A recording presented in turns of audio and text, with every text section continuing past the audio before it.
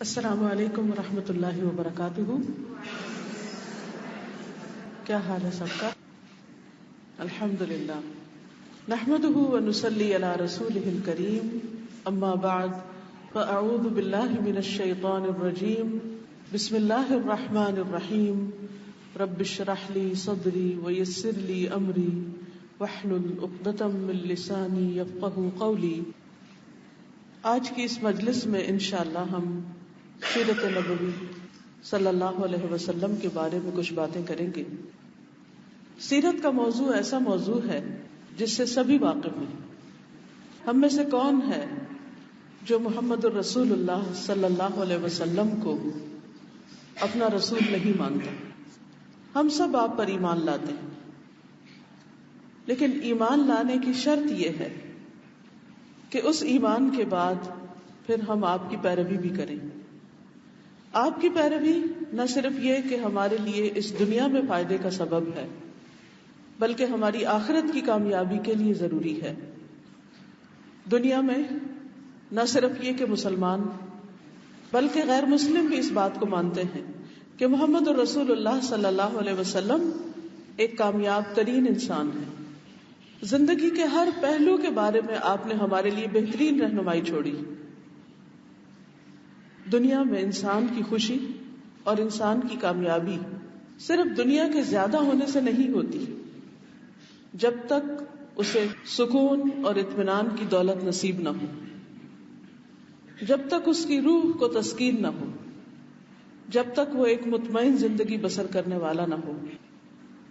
اگر خوشی صرف اچھے لباس میں ہوتی تو لوگ اس خوشی کو حاصل کرنے کے لیے دنیا کا قیمتی ترین لباس اور بہترین لباس پہنے رکھتے.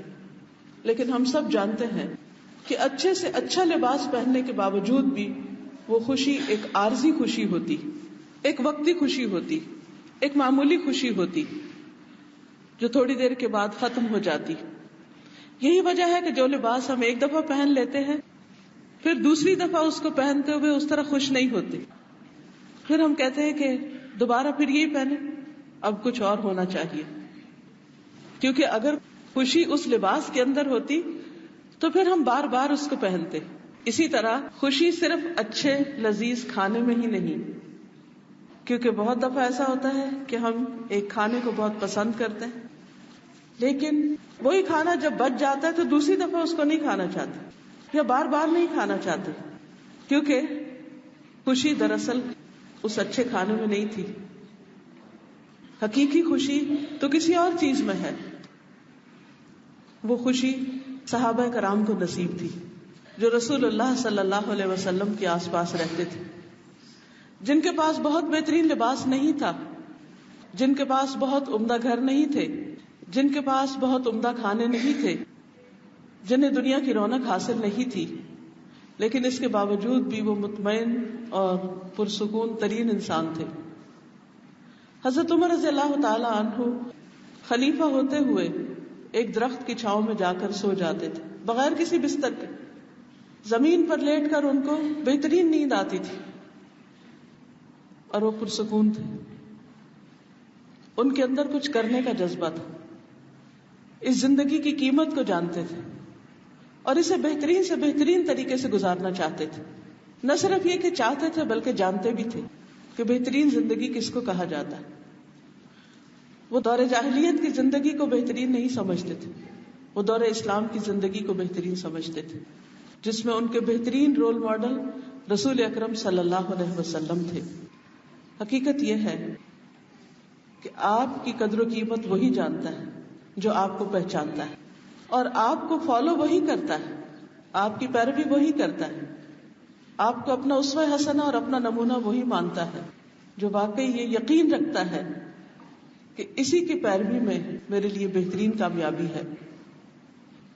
ہم سب رسول اللہ صلی اللہ علیہ وسلم سے محبت کرتے ہیں، لیکن محبت کا حق ادا نہیں کرتے، محبت کا تقاضا پورا نہیں کرتے.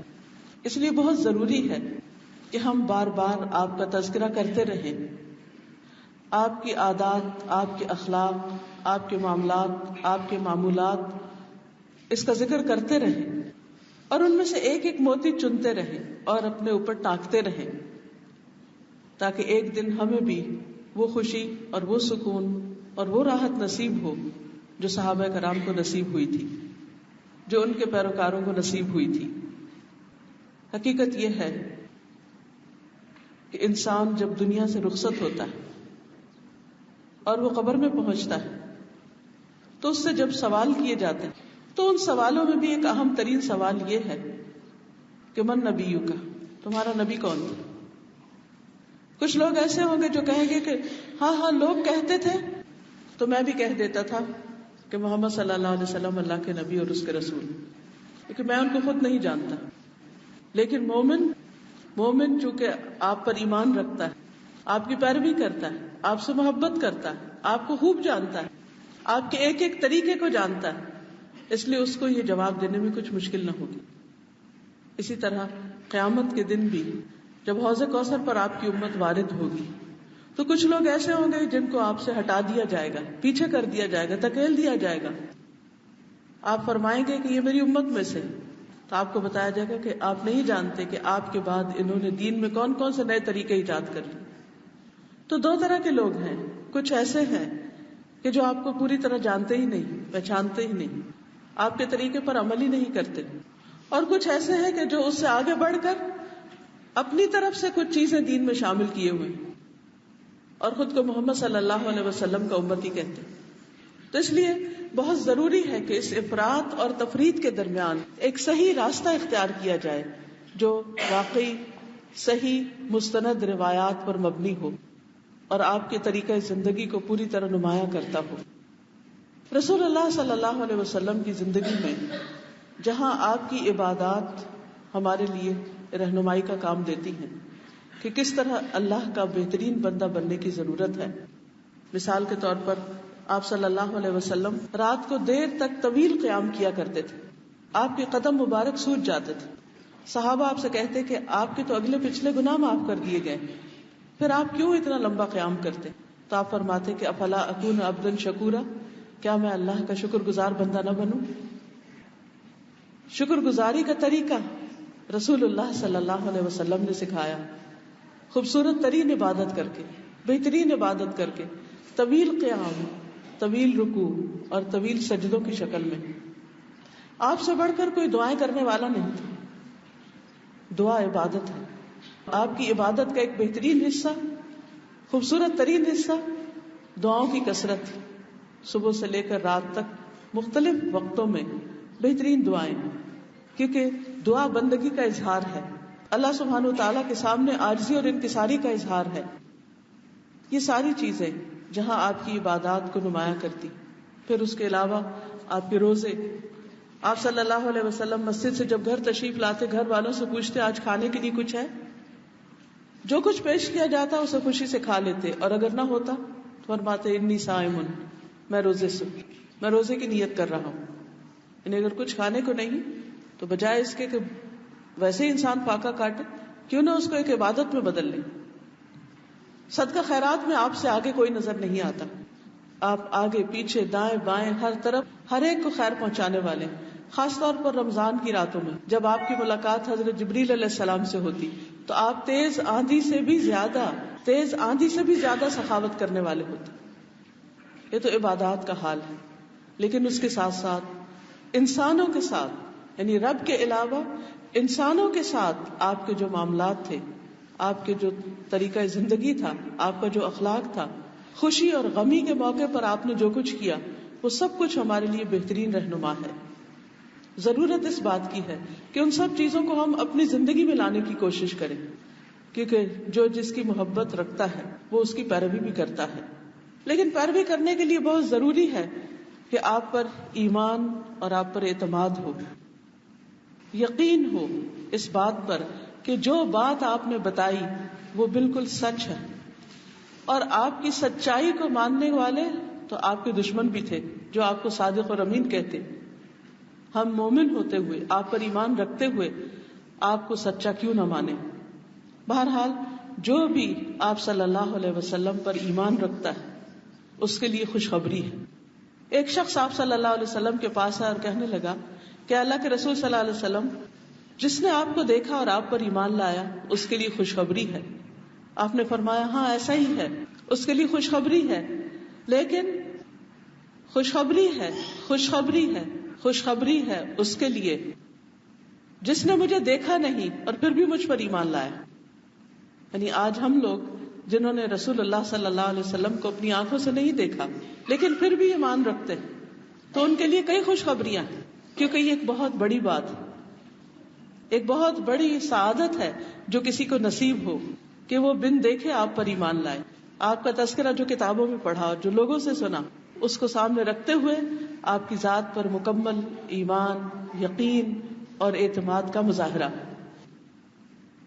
پھر آپ پر ایمان اس وقت تک مکمل نہیں ہوتا جب تک آپ کی محبت دل میں نہ ہو. اور وہ محبت صرف محبت نہیں, ہر چیز کی محبت سے بڑھ کر. ہم سب کو اپنے دلوں کا جائزہ لینے کی ضرورت ہے کہ کیا واقعی ہم اس حدیث پر پورے اترتے ہیں جس میں آپ نے فرمایا کہ کوئی شخص اس وقت تک مومن ہو ہی نہیں سکتا جب تک میں اس کے نزدیک, اس کے گھر والوں, اس کے مال اور تمام لوگوں سے زیادہ محبوب نہ ہو جاؤں. جہاں ایک طرف گھر والے ہیں, اور گھر والوں میں کون کون ہوتا ہے؟ ماں باپ ہوتے ہیں, بچے ہوتے ہیں, بہن بھائی ہوتے ہیں, یعنی اپنے رشتے داروں, اور پھر دنیا کے باقی تمام انسانوں سے زیادہ محبوب نہ ہو جاؤں. اور اس کے ساتھ ساتھ آپ نے مال کا بھی ذکر کیا. کیا واقعی ہماری محبت نبی صلی اللہ علیہ وسلم کے لیے اپنے بچوں سے زیادہ ہے؟ کہیں بیٹھے ہوئے ہم مائیں اپنے بچوں کا کتنا ذکر کرتی, کہیں دور ہو تو کتنا یاد کرتی. کیا اللہ کے رسول صلی اللہ علیہ وسلم پر دن میں کثرت سے درود بھیجتے؟ آپ کو یاد کرنے کا طریقہ کیا ہے کہ آپ پر درود بھیجا جائے. خاص طور پر جمعے کی رات اور جمعے کے دن, یہ بہترین دن ہے نبی صلی اللہ علیہ وسلم پر درود بھیجنے کا. اور جو ایک مرتبہ بھیجتا ہے اس پر 10 رحمتیں آتی, 10 درجے بلند ہوتے, 10 نیکیاں اس کو ملتی, 10 گناہ اس کے معاف ہوتے, اس کی دعائیں قبول ہوتی. آپ صلی اللہ علیہ وسلم پر اگر کوئی شخص مسلسل درود بھیجتا رہتا ہے تو اس کی دین و دنیا کی ساری حاجات پوری ہوتی. آپ صلی اللہ علیہ وسلم نے خود اس کے بارے میں ایک شخص کو بتایا کہ اگر تم اپنی دعا کا سارا ایسا درود کو بنا لو تو پھر تمہیں ہر چیز کے لیے کافی ہو جائے گا. کیونکہ اس نے پوچھا کہ میں آپ پر یعنی اب دعا کتنی مانگوں اور درود کتنا بھیجوں, 1/3, 2/3, آدھا, پورا. لیکن ہم اپنے آپ سے سوال کریں, ایمانداری سے سوال, صرف آج کے دن کا سوال کہ آج ہم نے کتنی بار درود بھیجا ہے, کتنی بار. اور اگر ہم درود نہیں بھیجتے روز, ہماری عادت میں شامل نہیں, صبح شام تو 10 دفعہ پڑھنے والے کے لیے شفاعت کی بشارت ہے, لیکن دن میں بھی کثرت کے ساتھ, تو کم از کم کچھ حصہ مقرر کر لیں, یا تو تعداد کا مقرر کر لیں یا پھر وقت کا مقرر کر لیں, اور اس کو ہاتھ سے جانے نہ دیں. دنیا ادھر سے ادھر ہو جائے, آپ سفر کر رہے ہوں, آپ گھر پر ہوں, آپ بیمار ہوں, آپ صحت مند ہوں, آپ کسی بھی حال میں ہوں, درود کا ایک حصہ مقرر کر لیں کہ اتنا تو پڑھنا ہی پڑھنا ہے, اتنا تو بھیجنا ہی ہے. ورنہ ہم کیا جواب دیں گے کہ ہم کس محبت کا دعویٰ کرتے تھے, اس محبت کے لیے ہم نے کیا کیا اپنی زبان بھی نہیں ہلا سکتے تھے, کیونکہ جب زبان سے کچھ بولیں گے تو دل میں بھی یاد ہوگی. ہو سکتا ہے یہ درود پڑھ پڑھ کر ہی ہمارے اندر محبت کا جو مطلوبہ معیار ہے وہ پورا ہو جائے, وہ محبت جس کا ہم سے تقاضا ہے وہ آ جائے, کیونکہ رحمتیں آتی ہیں نا اس کے پڑھنے سے. پھر آپ دیکھیے کہ مال کی محبت, صحابہ کرام کو کس طرح رسول اللہ صلی اللہ علیہ وسلم سے اپنے مال سے زیادہ محبت تھی. آپ کی ایک پکار پر وہ اپنا سب کچھ چھوڑ کر چلے آتے تھے, ہاں وہ کھیتوں میں کام ہو, کاروبار ہو, تجارت ہو, گھر بار ہو, مکہ سے ہجرت ہو, حبشہ کی طرف ہجرت ہو, کچھ بھی ہو. آج ہم سے اس چیز کا تقاضا نہیں کیا گیا کہ ہم سب کچھ چھوڑ دیں, ہمارا امتحان ایسا سخت نہیں ہے, لیکن ہم سب اس بات کو ضرور سوچیں کہ ہم اپنے مال کا کتنا حصہ, کون سا حصہ رسول اللہ صلی اللہ علیہ وسلم کے مشن کے لیے, آپ کے پیغام کو آگے پہنچانے کے لیے, آپ کی تعلیم کو عام کرنے کے لیے ہم اس میں سے کیا خرچ کرتے ہیں. آپ کی زندگی کے بارے میں کوئی کتاب ہو, اس کو چھاپنا ہو, یا پھر اس کی تعلیم کو عام کرنا ہو، یا کوئی بھی طریقہ جو ہم سوچے یا جو ہمیں معلوم ہو. آج ہم آپ کے ساتھ تو شریک نہیں ہو سکتے کسی جہاد میں یا کسی اور چیز میں، لیکن آپ جو پیغام چھوڑ کر گئے ہیں دنیا والوں کے لیے، اور وہ کیا ہے کہ آپ کی رسالت قیامت تک کے لیے. کوئی شخص اس وقت تک مسلمان ہو نہیں سکتا جب تک وہ آپ پر ایمان نہ لائے. یعنی اگر کوئی اللہ سبحانہ و تعالیٰ کو بھی مانتا ہے، آخرت کو بھی مانتا ہے، فرشتوں کو بھی مانتا ہے، کتابوں کو بھی مانتا ہے، تقدیر سب کچھ مانتا ہے، لیکن اگر وہ محمد صلی اللہ علیہ وسلم کو نہیں مانتا، خواہ سارے پیغمبروں کو مانتا ہو، اس وقت تک وہ مسلمان نہیں ہو سکتا. وہ مسلمان نہیں ہو سکتا. آج دنیا میں اسلام کا پیغام کون پہنچائے گا؟ آج دنیا کو محمد الرسول اللہ صلی اللہ علیہ وسلم سے متعارف کون کرائے گا؟ پھر آپ دیکھیے کہ ہم اس محبت کو اپنی اگلی نسلوں میں، اپنے بچوں میں، اپنے بچوں کے بچوں میں کس طرح ٹرانسفر کر رہے ہیں. ہم ان کے بارے میں اپنے بچوں کو کیا بتا رہے ہیں؟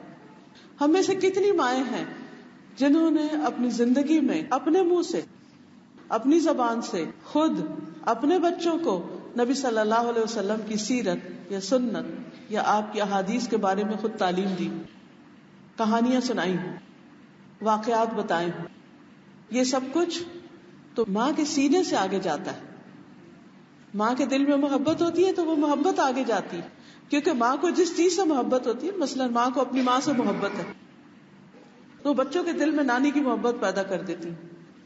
باپ سے محبت ہے، کسی بھی چیز سے، تو جو ہماری محبتیں ہوتی ہیں، جو ہمیں پسند ہوتا ہے، بچوں کو بھی وہ پسند کرا دیتے ہیں. بس ہمیں مرچیں اچھی لگتی ہیں تو ہم بچوں کو بھی مرچوں کا عادی کر دیتے ہیں. حالانکہ مرچیں کھانا آسان کام نہیں ہے، لیکن کتنی آسانی سے ہم بچوں کو مرچیں کھلا دیتے ہیں، کیونکہ ہمیں پسند ہے نا. جو خود کھاتے ہیں وہی ان کے منہ میں ڈالتے ہیں. تو جیسے کھانا ان کے منہ میں وہ ڈالتے ہیں جو اپنے منہ سے بعض اوقات خود کم کھاتے ہیں ان کو کھلاتے ہیں، تو ایسے ہی دین کی محبت، محمد صلی اللہ علیہ وسلم کی محبت، ان کے طریقوں کی محبت، ان کی سنت کی محبت، یہ سب کچھ ہمیں اپنے بچوں کے اندر پیدا کرنا ہے. اور اس کے لیے بھی آپ کو پلاننگ کرنی کہ کیسے، کیا کروں، کیسے کروں. اور اس کے لیے آپ کے پاس کتابیں ہونی چاہیے، ان کو پڑھیں، سیرت پر لیکچر سنیں. اور ہر روز بچوں کو، اگر چھوٹے بچے ہیں خاص طور پر، تو رات کو سلاتے وقت پاس لٹا کر یا پاس بٹھا کر یا کسی بھی طرح، جیسے بچے بعض کا اریٹیٹ ہو رہے ہوتے، تھکے ہوتے، ان کو کمفرٹ دینے کے لیے آپ صلی اللہ علیہ وسلم کی زندگی کے واقعات خوبصورت شکل میں بنا کر ان کو پیش کریں. پھر سوالوں کی شکل میں، مثلاً آپ نے ان کو بتایا کہ دائیں ہاتھ سے کھاتے ہیں، دائیں ہاتھ سے کھاتے ہیں، بیٹھ کے کھاتے ہیں. آپ دیکھ رہے ہیں کہ بچے نہیں کھاتے، بچے کچھ اور سیکھ کر آ رہے ہیں، وہ سنت کے اپوزٹ جا رہے ہیں. اب ان چیزوں کی اصلاح تو ماں نہیں کرنی ہے، اسی کو سکھانا ہے، اسی نے بتانا ہے. پھر اگر وہ نہیں کر رہے تو آپ ان سے پوچھ سکتے ہیں یہ طریقہ اچھا ہے کہ محمد صلی اللہ علیہ وسلم کا طریقہ اچھا ہے، کون سا طریقہ زیادہ اچھا ہے، کس طریقے میں ثواب، کس طریقے میں بہتری. پھر مزید پڑھیں، کیونکہ نبی صلی اللہ علیہ وسلم کی جتنی سنتیں ہیں ان پر بہت ریسرچ بھی ہوئی، اس کے سائنٹیفک فائدے بھی بتائے گئے. مثال کے طور پر ایک چھوٹی سی سنت ہے جیسے بستر جھاڑنا، رات کو بستر جھاڑ کے سونا. تو اس کے بارے میں آتا ہے کہ انسان جب رات سوتا ہے تو جو ڈیڈ سیلز ہوتے ہیں وہ بستر پر رہ جاتے ہیں، وہ کسی چیز سے نہیں اترتے جب تک ان کو پٹک کے جھاڑا نہ جائے. بعض کو ہم کہتے ہیں نا وہ تو شاید نبی صلی اللہ علیہ وسلم تو ایسی جگہ تھے جہاں مٹی، گرد و غبار بہت ہوتا تھا، شاید اس لیے بستر جھاڑتے تھے. اور ہمارے گھر تو ڈبل گلیز ونڈوز ہیں، کوئی ڈسٹ کہیں سے نہیں آتی، تو ہمیں جھاڑنے کی کیا ضرورت ہے؟ نہیں، ہمیں بھی جھاڑنے کی ضرورت ہے. ہم تو اس لیے کریں گے کہ نبی صلی اللہ علیہ وسلم کی سنت ہے. لیکن اس سنت کے پیچھے بڑی حکمت بھی، ہر سنت کے پیچھے جس پر بھی آپ غور کریں، ان سنتوں کے فائدے بھی بتائیں تاکہ بچپن سے ہی بچے جو ہیں وہ ایک کامیاب زندگی بسر کریں. پھر آپ دیکھیں کہ جس سے محبت ہوتی ہے انسان خود بخود اس کے پیچھے جاتا ہے، اس کے پیچھے پیچھے چلتا ہے اور اس جیسے کام کرنا چاہتا ہے. اور پھر اس کا فائدہ بھی ہے. اللہ سبحانہ وتعالیٰ فرماتے ہیں قل ان کنتم تحبون اللہ فاتبعونی یحببکم اللہ ویغفر لکم ذنوبکم، کہہ دیجئے اگر تم اللہ سے محبت کرتے ہو تو میری اتباع کرو، میری پیروی کرو، میرے فٹ سٹیپس پر چلو. فائدہ کیا ہوگا؟ یعنی محمد صلی اللہ علیہ وسلم کی پیروی کا فائدہ کیا ہوگا؟ اچھے اخلاق اور آداب تو آئیں گے ہی، لیکن ان اچھے اخلاق اور آداب کی وجہ سے اللہ سبحانہ وتعالیٰ ایسے بندوں سے محبت کرے گا. مثلا بچوں کی تربیت میں ہی آپ دیکھیے کہ آپ اس کو زبردستی نہ کریں کہ چھوڑو چمچ اس ہاتھ سے، پکڑو پکڑو پکڑو، جبر نہیں کریں. آپ ان کو بہت پیار سے اچھے طریقے سے سمجھا سکتے ہیں کہ اگر آپ اس ہاتھ سے کھانا کھائیں گے تو اللہ تعالیٰ آپ سے محبت کرے گا، کیونکہ آپ محمد صلی اللہ علیہ وسلم کی پیروی کر رہے ہیں. اور پھر ہمیں خود بھی کر کے دکھانا ہے. یہ تو نہیں ہو سکتا کہ ہم بچوں کو کر کے بتاتے رہیں کہ ایسا کرو خود نہ کریں. تو چھوٹی چھوٹی چیزوں میں اور کیا فائدہ ہوگا؟ وَيَغْفِرْ لَكُمْ ذُنُوبَكُمْ، تمہارے گناہوں کو معاف کر دے گا، تمہارے گناہ بخش دے گا. ہم سب چاہتے ہیں کہ ہمارے گناہ بخشے جائیں. ہم میں سے کوئی بھی نہیں چاہتا کہ ہماری غلطیوں پر ہمیں سزا ملے، لیکن اس کا طریقہ صرف یہ نہیں ہے کہ ہم استغفر اللہ کریں تو گناہ بخشے جائیں گے. اس کے لیے ہمیں پریکٹیکلی بھی کچھ کرنا پڑے گا. یعنی گناہوں کی بخشش کیسے ہو؟ اس کا ایک بہترین طریقہ یہی ہے کہ محمد صلی اللہ علیہ وسلم کے طریقے کی پیروی کرو، گناہ بخشے جائیں گے. بہت سی چیزوں کی خود بخود اصلاح ہوتی چلی جائے گی. اور ویسے بھی آپ کی ذات بہترین نمونہ ہے ہم سب کے لیے، جس کی گواہی اللہ سبحانہ وتعالی نے دی. لقد کان لکم فی رسول اللہ اسوۃ حسنہ، تمہارے لیے اللہ کے رسول صلی اللہ علیہ وسلم میں بہترین نمونہ ہے. لمن کان یرجو اللہ والیوم الآخرہ، ہر اس شخص کے لیے جو اللہ اور یوم آخرت کی امید رکھتا ہے. وذکر اللہ کثیرا، اور کثرت سے اللہ کا ذکر کرتا ہے، اللہ کو یاد کرتا ہے. یعنی گویا جو اللہ تعالیٰ سے محبت کرتا ہے، اللہ کا ذکر کرتا ہے، وہ اللہ تعالیٰ کو راضی کرنا چاہتا ہے، اللہ تعالیٰ کو خوش کرنا چاہتا ہے. پھر وہ اس شخصیت کی طرح بننا چاہتا ہے جس سے اللہ تعالیٰ محبت رکھتا ہے. اور وہ کون ہے؟ محمد الرسول اللہ صلی اللہ علیہ وسلم. اور اس لیے بھی کہ آپ کا اخلاق اور کردار سب سے بہترین اخلاق اور کردار تھا، اس سے بہترین کوئی اور ہو نہیں سکتا. نہ صرف یہ کہ اخلاق اور کردار، بلکہ آپ کی شخصیت، آپ کا خاندان، آپ کا قبیلہ، آپ کا گھرانہ، آپ کا شہر، ہر اعتبار سے آپ بہترین ہیں. ایک دفعہ آپ صلی اللہ علیہ وسلم ممبر پر تشریف لائے تو آپ نے فرمایا، میں محمد بن عبداللہ بن عبد المطلب ہوں. اللہ نے مخلوقات کو پیدا کیا اور مجھے ان میں سے سب سے بہتر مخلوق میں رکھا. پھر مخلوق کو 2 گروہوں میں تقسیم کیا تو مجھے ان میں سے بہترین گروہ میں رکھا. پھر اللہ نے قبائل کو پیدا کیا تو مجھے ان میں سے بہترین قبیلے میں رکھا. پھر اللہ نے گھر بنائے یعنی خاندان بنائے تو اللہ تعالیٰ نے مجھے ان میں سے سب سے بہترین گھرانے میں رکھا. اس لیے میں رہائش کے اعتبار سے بھی تم میں سب سے بہترین ہوں، ذات کے اعتبار سے بھی بہترین ہوں. یعنی ہر اعتبار سے آپ صلی اللہ علیہ وسلم سب سے بہترین ہیں. آپ کا اخلاق اس لحاظ سے بھی بہترین ہے کہ آپ کا اخلاق قرآن تھا. یعنی قرآن مجید میں جو احکامات نازل کیے گئے وہ آپ صلی اللہ علیہ وسلم کی زندگی میں بہترین طریقے سے ہمیں نظر آتے ہیں. یعنی آپ نے جو بھی تعلیم دی اس پر عمل کر کے دکھایا. یعنی آپ نے صرف قرآن پڑھایا نہیں، صرف سکھایا نہیں، بلکہ آپ خود اس کا عملی نمونہ تھے. یہ 2 چیزیں الگ الگ نہیں تھی. ایسا نہیں تھا کہ تعلیم الگ ہو اور آپ کی شخصیت اور کردار الگ ہو اور ان دونوں میں کنٹرڈکشن ہو. نہیں، آپ جو کہتے تھے وہ کرتے تھے. اسی لیے آپ کا اخلاق بہترین اور آپ کا کردار بہترین تھا. آپ کے اچھے اخلاق اور اچھے کردار کی خوبیاں پچھلی کتابوں میں بھی ملتی. تورات میں آپ صلی اللہ علیہ وسلم کے بارے میں جو آیات ملتی ہیں اس میں آتا ہے، اللہ تعالیٰ فرماتے ہیں کہ آپ میرے بندے اور میرے رسول ہیں. میں نے آپ کا نام متوکل رکھا ہے. نہ بدخو ہیں، نہ سخت دل، نہ بازاروں میں شور کرنے والے، نہ برائی کا بدلہ برائی سے دینے والے، بلکہ معاف کر دینے والے، درگزر کرنے والے. اس میں آپ دیکھیے کہ خاص طور پر جو اچھے اخلاق کی خوبی بتائی گئی وہ کیا ہے کہ آپ بدخو نہیں، بد کلام نہیں، دوسروں کی خیر خواہی کرنے والے، سخت دل نہیں، نرمی برتنے والے، بازاروں میں شور کرنے والے نہیں. یہ کتنی بڑی خوبی، کیونکہ انسان جب ایسی جگہوں پہ شور کرتا ہے تو وہ سب کے لیے تکلیف اور اذیت کا باعث بنتا ہے. پھر اسی طرح عبداللہ بن عمرو بن العاص کہتے ہیں کہ نبی صلی اللہ علیہ وسلم بےہودہ گوئی نہیں کرتے تھے، یعنی فضول باتیں نہیں کرتے تھے، خواہ مخواہ کی چٹ چیٹ نہیں کرتے تھے، بیکار کی باتیں نہیں کرتے تھے. اور بتکلف باتیں نہیں کرتے تھے، کیونکہ بعض اوقات ہم گفتگو کے اندر ایک تصنع پیدا کر دیتے ہیں، آرٹیفیشل قسم کی گفتگو کرنے لگتے ہیں. آپ کسی سے محبت کا اظہار کریں تو دل سے کریں، کسی کی ہمدردی کریں تو دل سے کریں، صرف زبانی کلام نہیں، یعنی جو کہیں وہ آپ کے اپنے اندر محسوس بھی ہو. کیونکہ افسوس کے ساتھ یہ کہنا پڑتا ہے کہ دن بدن یہ تکلف اور تصنع اور دکھاوا یہ بڑھتا چلا جا رہا ہے. جو دل میں ہوتا ہے وہ زبان پہ نہیں ہوتا، دل میں کچھ اور ہے، زبان سے کچھ اور ہے، سامنے کچھ اور ہے، پیچھے کچھ اور ہے. یہ خوش اخلاقی نہیں ہے. اللہ سبحانہ وتعالیٰ کے ہاں یہ اخلاق قابل قبول نہیں ہے. آپ فرمایا کرتے تھے تم میں سب سے بہترین لوگ وہ ہیں جن کے اخلاق سب سے اچھے.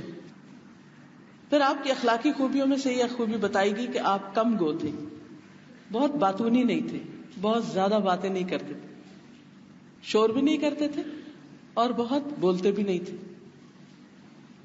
گفتگو میں ٹھہراؤ تھا، آہستہ آہستہ بات کرتے تھے. ایسی آہستہ بھی نہیں کہ دوسرا انتظار ہی کرتا رہ جائے، اور اتنی تیز بھی نہیں کہ دوسرے کو سمجھ ہی نہ آئے. ایسے مناسب انداز سے کہ دوسرے کو سمجھنے میں مشکل نہ ہو. پھر اسی طرح گفتگو خشک نہیں ہوتی تھی، مزاح بھی کرتے تھے، لیکن مزاح میں حق بات کہتے تھے، کبھی جھوٹ نہیں بولا، کبھی خلاف حقیقت بات نہیں کی. پھر اسی طرح آپ کے اندر حیا تھا، کیونکہ جس شخص کے اندر حیا ہوتا ہے وہ دوسروں کے ساتھ بدتمیزی نہیں کرتا، بد اخلاقی نہیں کرتا، بدگوئی نہیں کرتا، بلا وجہ موڈ آف نہیں کر لیتا، منہ پھیر کے بات نہیں کرتا، کیونکہ یہ ساری چیزیں بد اخلاقی میں شامل ہو جاتی. اب آپ دیکھ لیجئے، نہ چیختے چلاتے، نہ فضول گوئی کرتے، نہ جھوٹ بولتے، نہ بازاروں میں شور کرتے، اور نہ بہت باتونی. شرم و حیا ایسی کہ جس کے بارے میں آتا ہے کہ جب آپ کو کوئی چیز ناگوار ہوتی تو ہم آپ کے چہرے سے بس پہچان لیتے، اس سے آگے نہیں. زبان سے آپ کریٹیسزم نہیں شروع کر دیتے، تنقیدیں نہیں شروع کر دیتے. کھانا ہوتا یا کسی کا کوئی عمل ہوتا تو اسے جھگڑا نہیں شروع کر دیتے. آپ کے چہرے سے پہچان لیا جاتا کہ آپ کو بات اچھی نہیں لگی، آپ کو کھانا پسند نہیں آیا، آپ کو کسی شخص کا رویہ پسند نہیں آیا. اور یہ اتنی بڑی چیز ہوتی تھی، اتنا بڑا معیار ہوتا تھا کہ صحابہ آپ کو دیکھ کر سمجھ جاتے تھے کہ یہ آپ کی مجلس میں جو کام ہوا ہے وہ کیسا ہے، وہ پسندیدہ ہے یا نہیں. اس کے ساتھ ساتھ بہت زیادہ مسکرانے والے بھی تھے. ایک صحابی کہتے ہیں کہ جب سے میں اسلام میں لایا ہوں کبھی ایسا نہیں ہوا کہ میں نے آپ کو دیکھا ہو اور آپ مسکرائے نہ ہو. جب بھی میں نے آپ کو دیکھا مسکراتے ہوئے پایا. کیا ہمارے بچے، ہمارے گھر والے، ہمارے دوست ہمارے بارے میں یہ گواہی دیں گے؟ کیا واقعی ہم سنت کی پیروی کرنے والے؟ کیا واقعی ہمارا اخلاق اچھا ہے؟ کیونکہ آپ صلی اللہ علیہ وسلم نے فرمایا کہ تم میں سب سے اچھا اخلاق اس کا ہے جو اپنے گھر والوں کے لیے اچھا ہے. کیونکہ لوگوں سے جب ملتا ہے انسان تو ان سے تو اچھا بن ہی جاتا ہے، ان کے ساتھ تو اچھا بننا پڑتا ہے، کیونکہ اگر آپ اچھے نہیں ہوگے تو لوگ آپ کو چھوڑ دیں گے، آپ سے بھاگ جائیں گے، آپ سے ملنا نہیں چاہیں گے. رسول اللہ صلی اللہ علیہ وسلم کی زوجہ حضرت عائشہ رضی اللہ تعالی عنہا سے روایت ہے کہ میں نے رسول اللہ صلی اللہ علیہ وسلم کو کبھی اس طرح ہنستے ہوئے نہیں دیکھا کہ آپ کے حلق کا کوا نظر آ جائے، بلکہ آپ کثرت سے مسکرایا کرتے تھے. پھر اسی طرح انتہا درجے کی عاجزی اور انکساری تھی. زمین پر بیٹھ کر کھا لیا کرتے تھے، غلام کی دعوت قبول کر لیا کرتے تھے. آپ کو جو کی روٹی اور خراب چربی کے سالن پر بھی دعوت دی جاتی تو آپ اس کا بھی انکار نہیں کرتے تھے، دل رکھتے تھے. پھر اسی طرح بیواؤں، مسکینوں، یتیموں، غریبوں کے ساتھ اٹھتے بیٹھتے تھے اور اس میں کوئی شرم محسوس نہیں کرتے تھے. آج آپ دیکھیے کہ اگر کوئی رشتہ دار غریب ہو تو لوگ اس کو رشتہ دار ماننے کو تیار نہیں ہوتے، تو آؤٹ کاسٹ کر دیتے، پبلک میں اس کے ساتھ بات نہیں کرتے کہ کسی کو پتہ نہ چلے کہ یہ اس کی ماں ہے یا اس کا کوئی رشتہ ہے اس کے ساتھ. لیکن نبی صلی اللہ علیہ وسلم غریبوں کے ساتھ اٹھنا بیٹھنا پسند کرتے تھے. گدھے پر سوار ہو جاتے.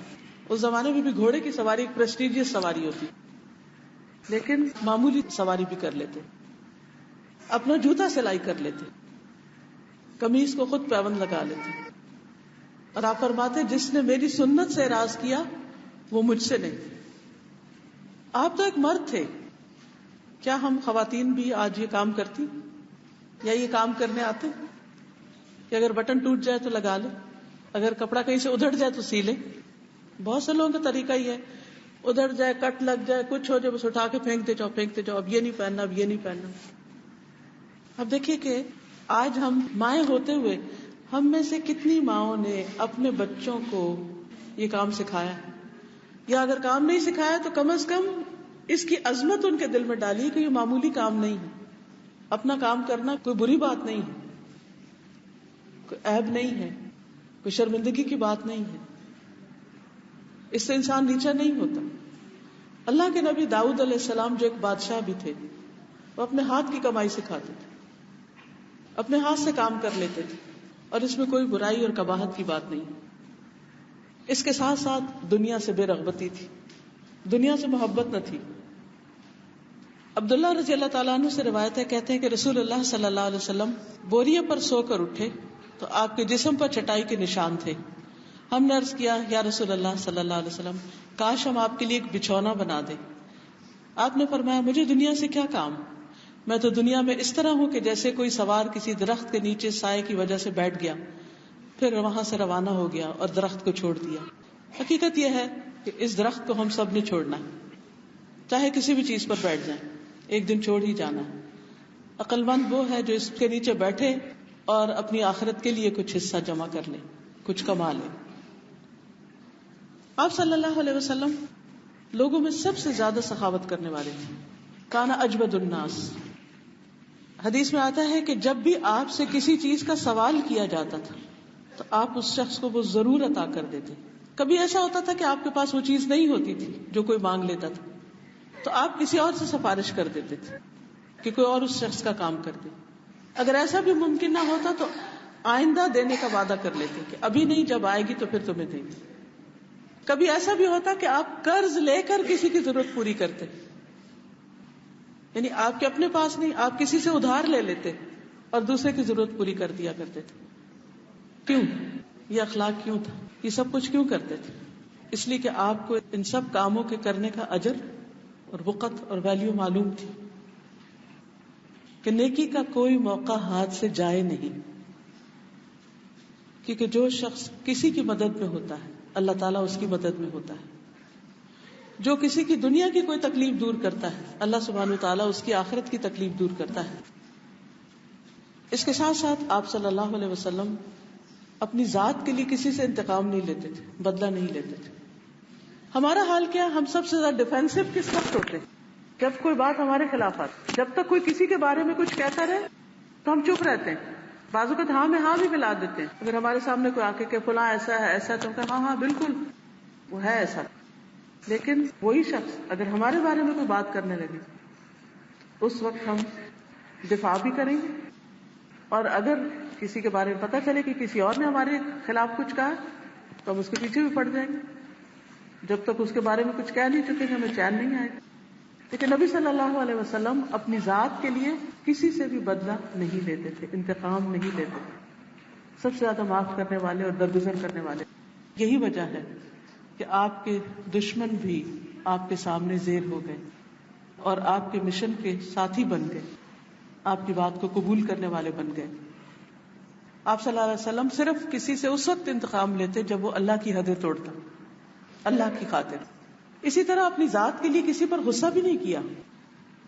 آپ صلی اللہ علیہ وسلم نے کبھی بات کرتے ہوئے کسی کو گالی نہیں دی, فحش گوئی نہیں کی, کبھی لان تان نہیں کیا.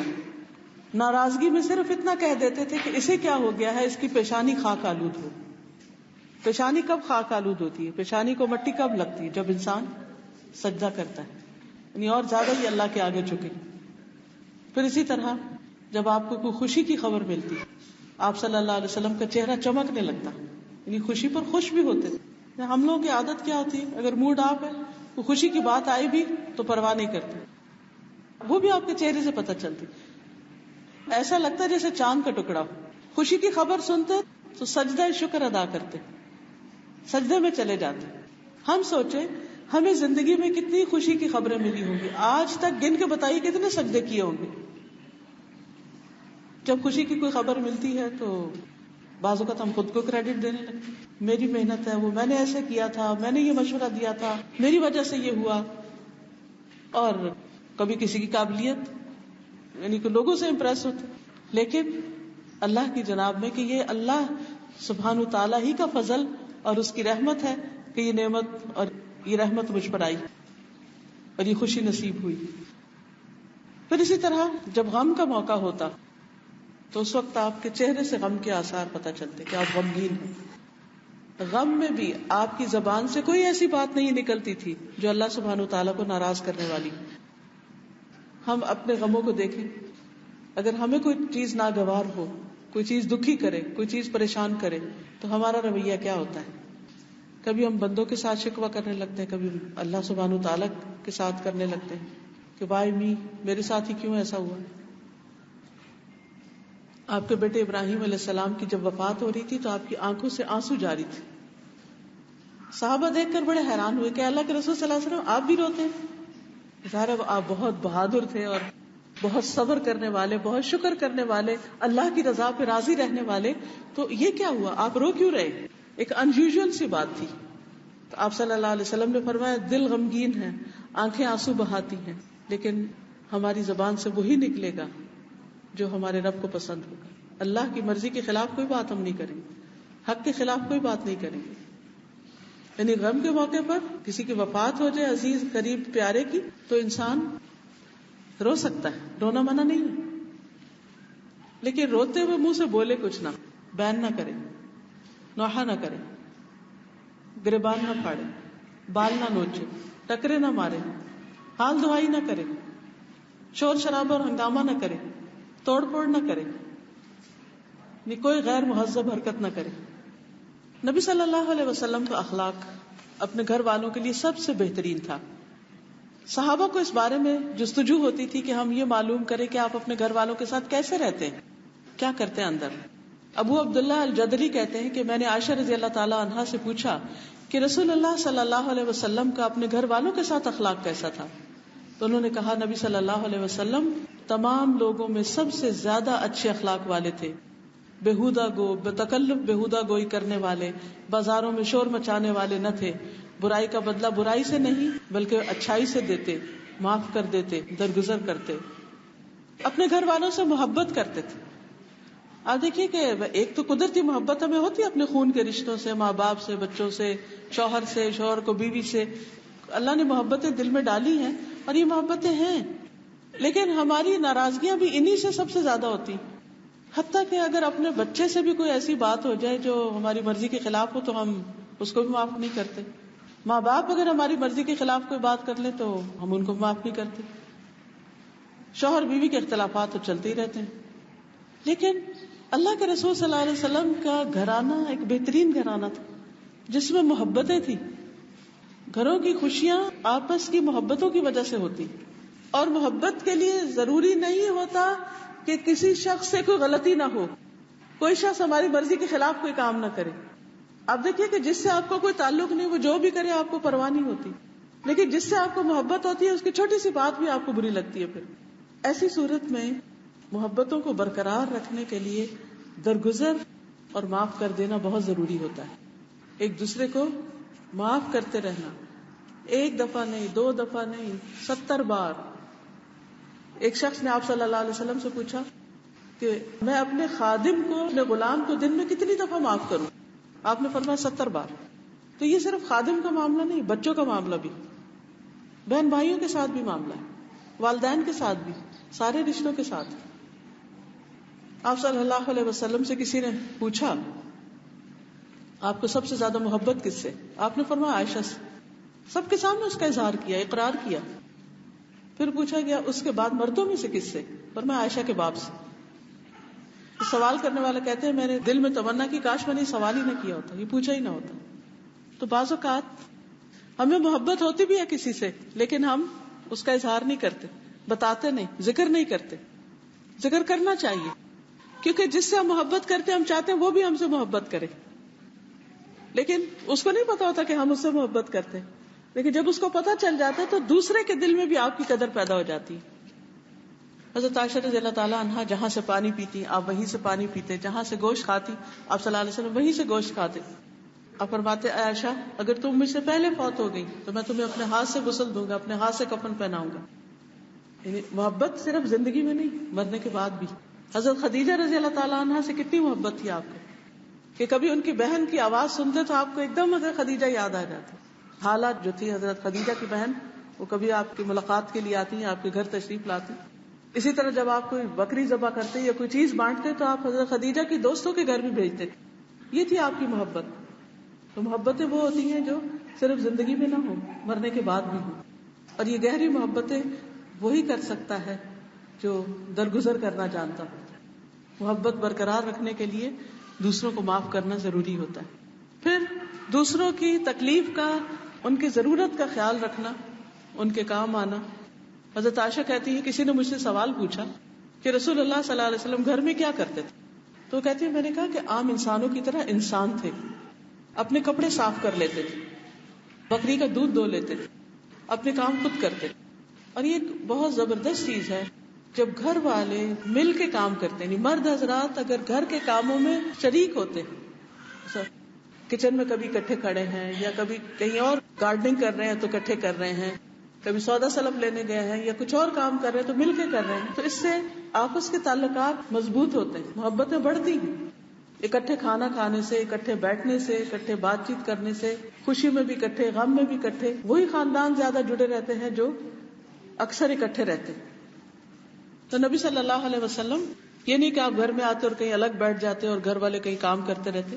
آپ کی ایک نہیں 9 بیویاں تھیں اور آپ ساری ازواج کو ہر روز ایک گھر میں لے کر بیٹھتے تھے جہاں آپ کی باری ہوتی تھی. ان کو تعلیم دیتے، ان کے ساتھ مل جل کر بات چیت کرتے، اکٹھے کھانا کھاتے. ان سنتوں کو بھی زندہ کرنے کی ضرورت ہے.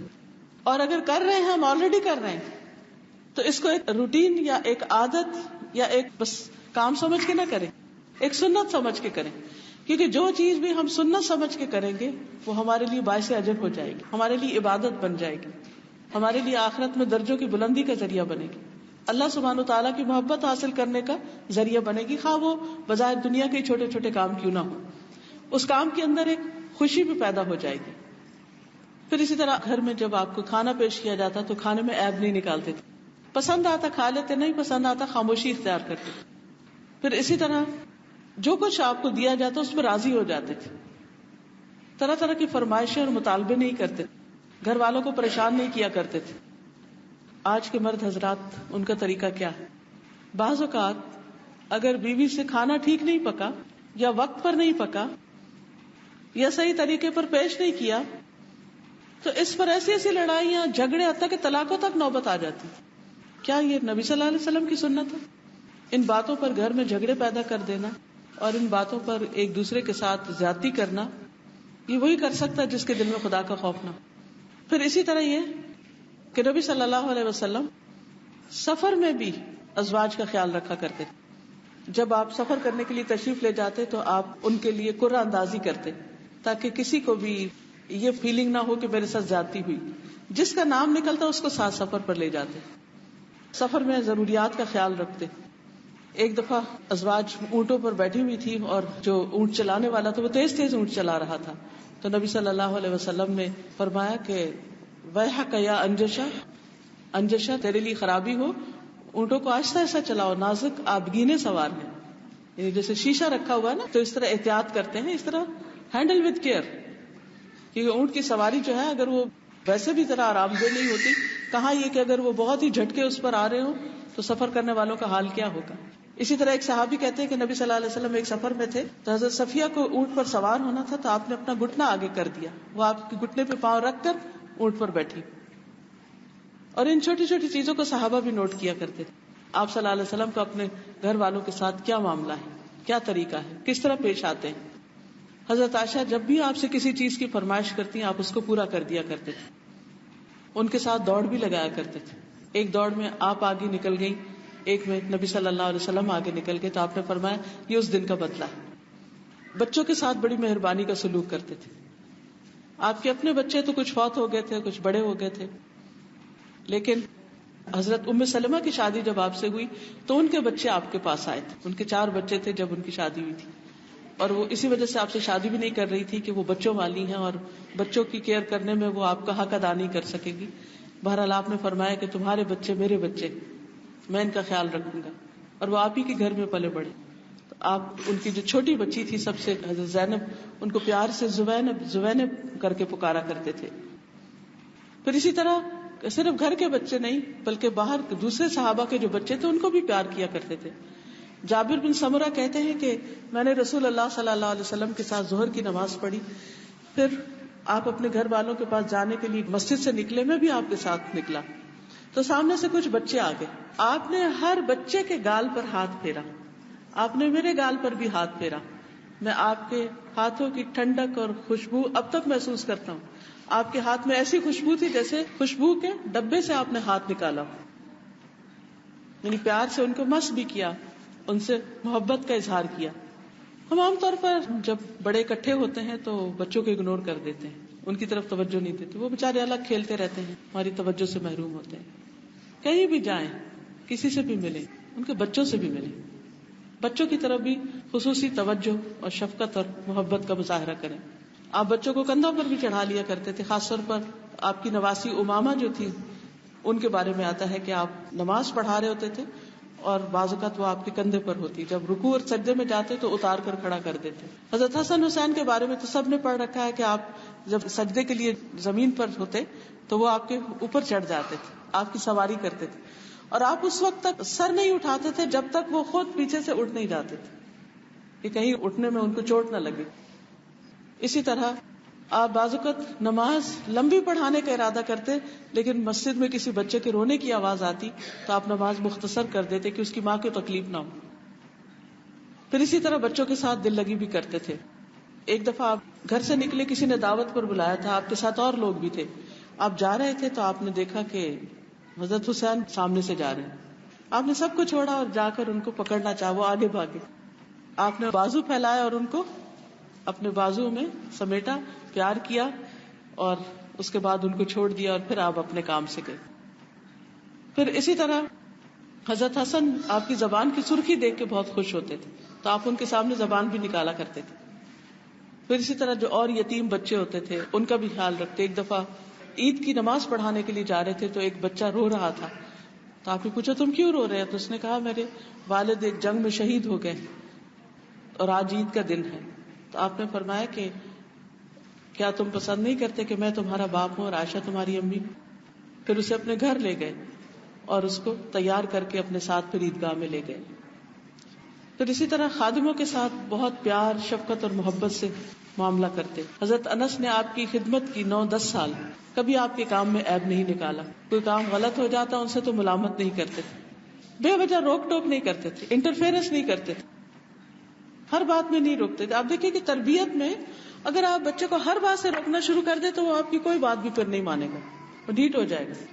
چھوٹی چھوٹی چیزوں کو اگنور کر دینا چاہیے, اور جب کوئی بڑی غلطی کرے تو پھر خوب پکڑنا چاہیے. پھر اسی طرح آپ صلی اللہ علیہ وسلم نے کبھی کسی عورت کو نہیں مارا, بچے کو نہیں مارا, خادم کو نہیں مارا, کبھی کسی پر ہاتھ نہیں اٹھایا. ان سے پوچھتے تھے کہ تمہاری کوئی ضرورت تو نہیں.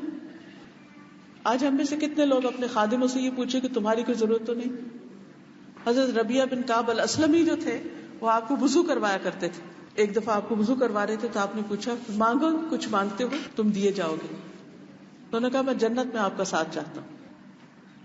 آپ نے پوچھا تمہارے دل میں یہ خیال کیسے آیا؟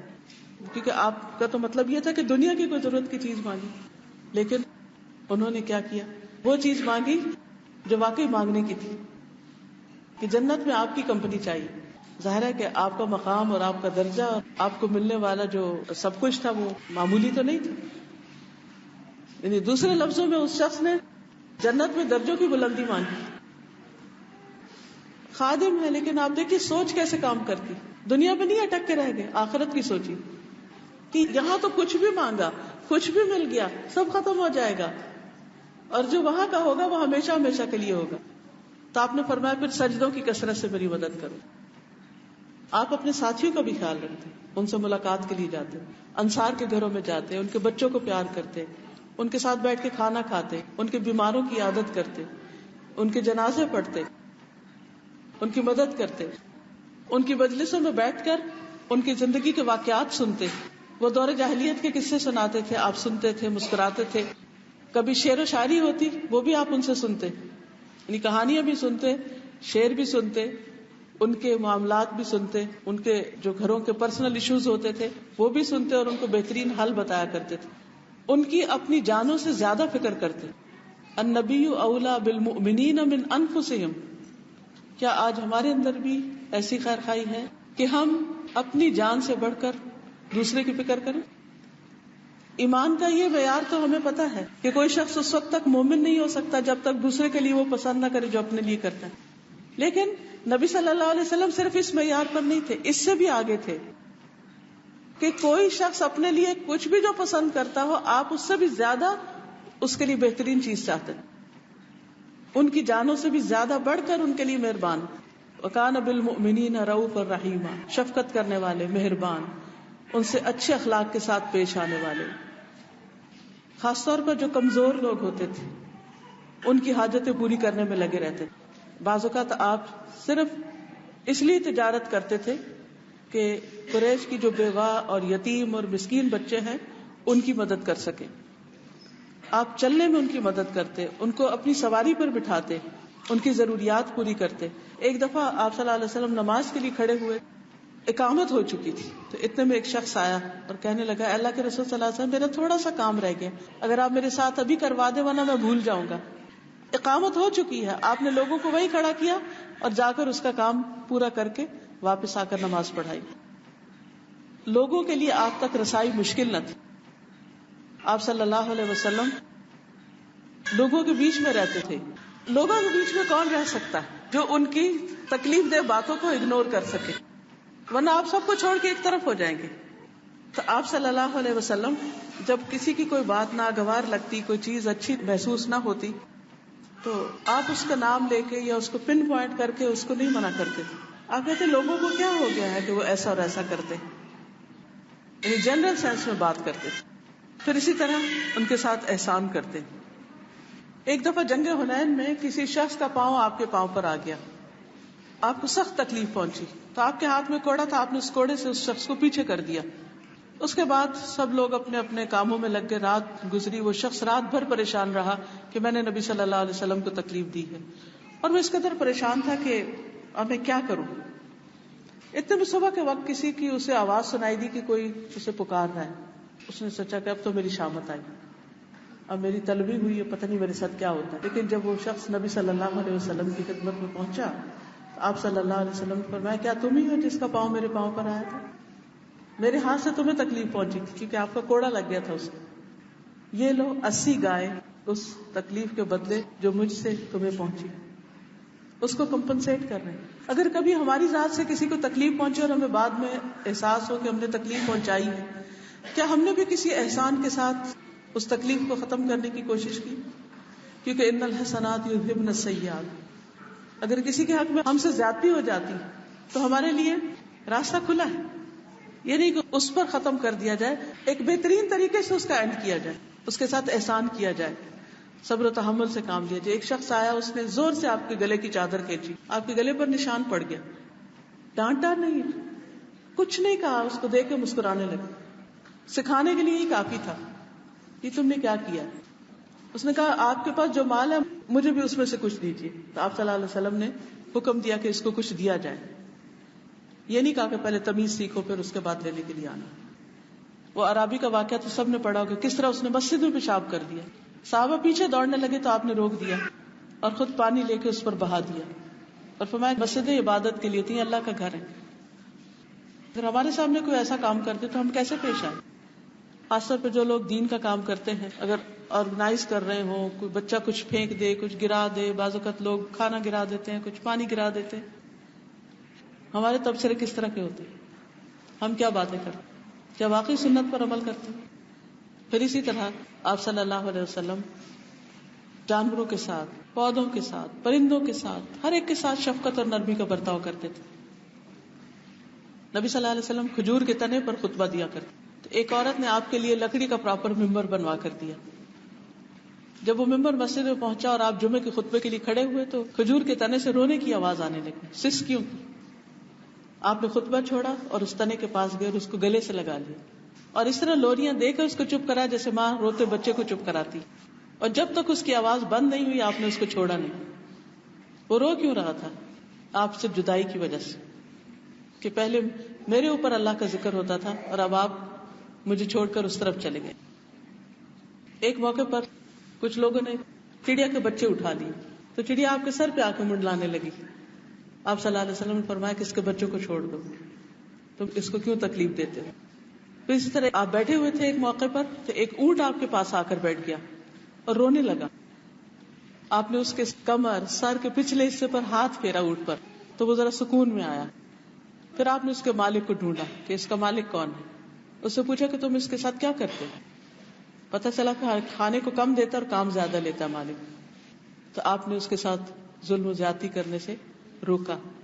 آپ نے فرمایا یہ مجھ سے شکایت کر رہا ہے کہ تم اسے بھوکا رکھتے ہو اور اس سے زیادہ کام لیتے. پھر اسی طرح دشمنوں کے ساتھ بھی بہت مہربان تھے. آپ سے کہا گیا کہ اللہ کے رسول صلی اللہ علیہ وسلم مشرکوں کے خلاف بد دعا کریں.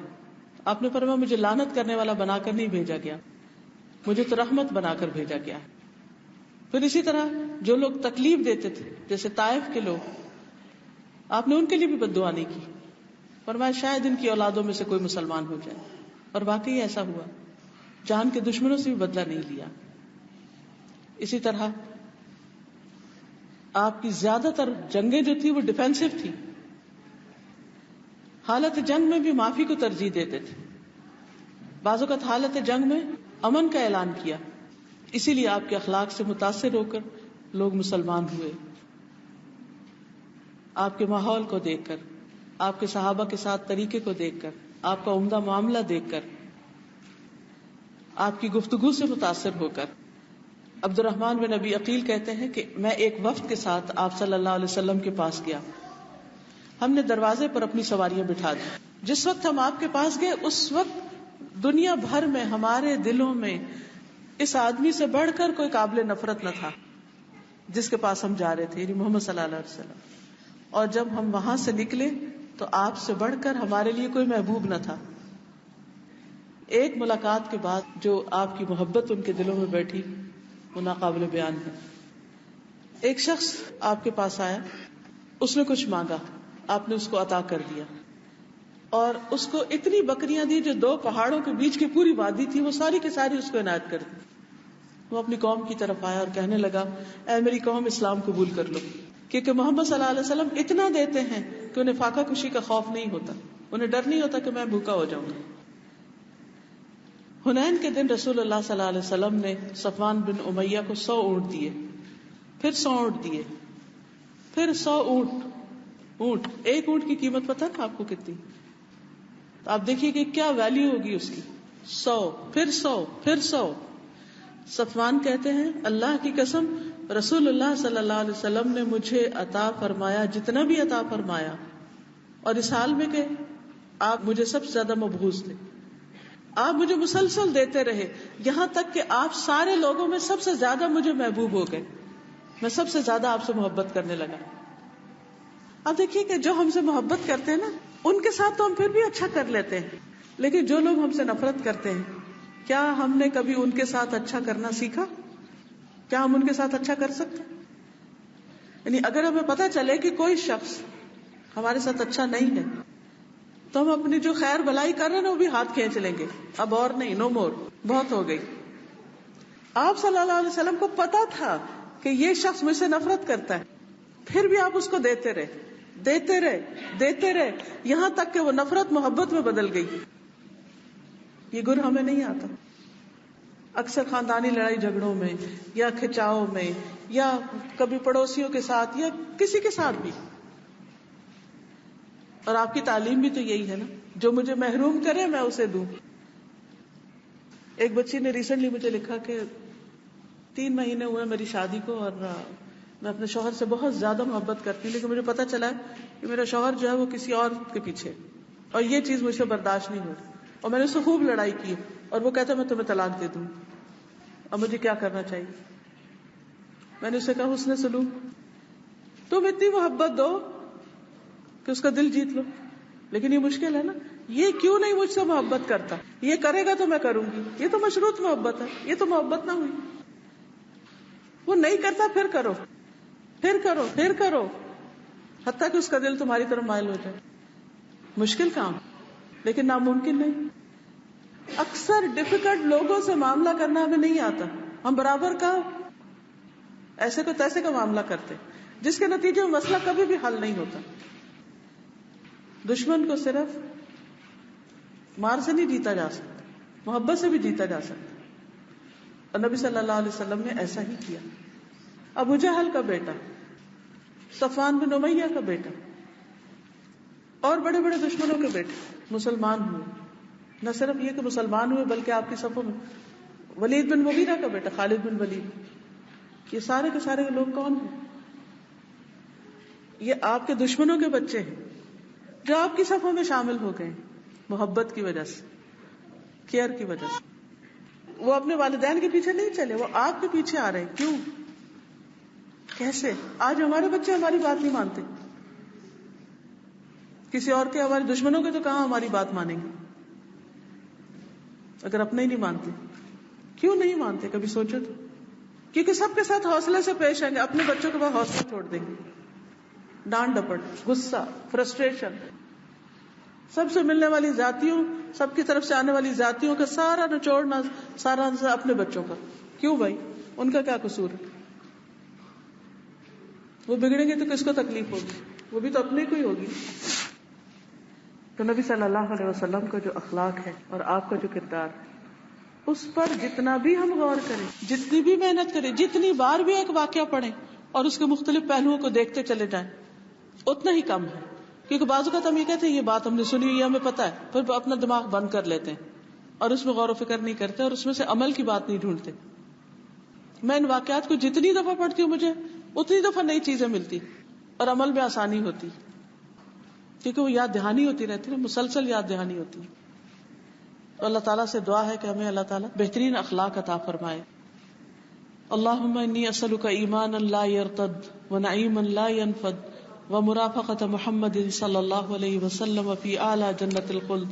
اللہم انی اسألک من الخیر کلہ عاجلہ وآجلہ ما علمت منہ وما لم اعلم. اللہم انی اسألک من خیر ما سألک عبدک ونبیک محمد صلی اللہ علیہ وسلم واعوذ بک من شر ما عاذ منہ عبدک ونبیک. اللہم انی اسألک الجنۃ وما قرب الیہا من قول او عمل واسألک ان تجعل کل قضاء تقضیہ لی خیرا. آمین یا رب العالمین. سبحانک اللہم وبحمدک اشہد ان لا الہ الا انت استغفرک واتوب الیک. السلام علیکم ورحمۃ اللہ وبرکاتہ.